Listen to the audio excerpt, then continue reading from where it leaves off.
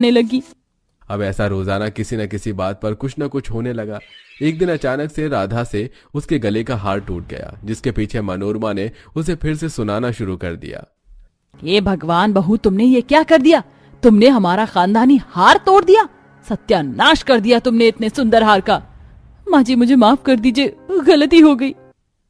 मनोरमा राधा से मुंह बना लेती है। एक दिन घर पर कुछ मेहमान आए हुए होते हैं और राधा ने कोई भी गहने नहीं पहने होते। ये सारे गहने यहीं पर उतार देती हूँ, रसोई में इतने सारे गहने पहनकर काम नहीं किया जा सकता। राधा सोने के गिलास में पानी लेकर जब बाहर आती है तो मेहमान उसकी ओर देखने लगते हैं। क्या बात है, बहू ने एक भी गहने नहीं पहने? घर में सोने की कमी हो गई है क्या मनोरमा बहन? ये सुनकर मनोरमा को फिर से बेइज्जती फील होती है। सावित्री के जाने के बाद वो राधा को फिर से डांटती है। अब राधा के लिए सोना श्राप बन गया था। इससे अच्छा तो मैं अपने गरीब मायके में ही ठीक थी।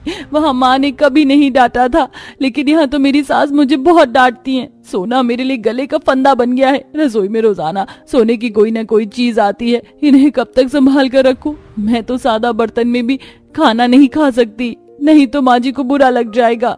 राधा को इस तरह से रोते हुए दिग्विजय और मनोरमा कमरे के बाहर से देख लेते हैं।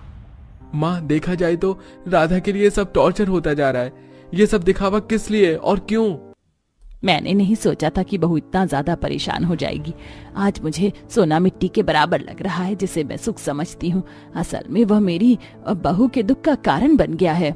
माँ, आपको इसका कोई समाधान निकालना होगा। दिग्विजय ऐसा कहकर वहां से चला जाता है और मनोरमा भी अपने कमरे में आ जाती है।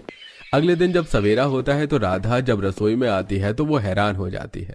ये भगवान, ये क्या हो गया? रसोई में एक भी बर्तन सोने का नहीं। क्या सब कुछ चोरी हो गया? माँ जी, माँ जी, कहाँ हो आप? जरा यहाँ पर आओ, यहाँ चोरी हो गई है।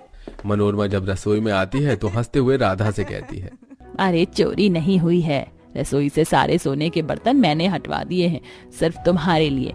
और अब से तुम्हें गहने पहनने की जरूरत नहीं है। तुम अपने सादा स्वभाव में घर के अंदर रह सकती हो। क्या आप सच बोल रही हो?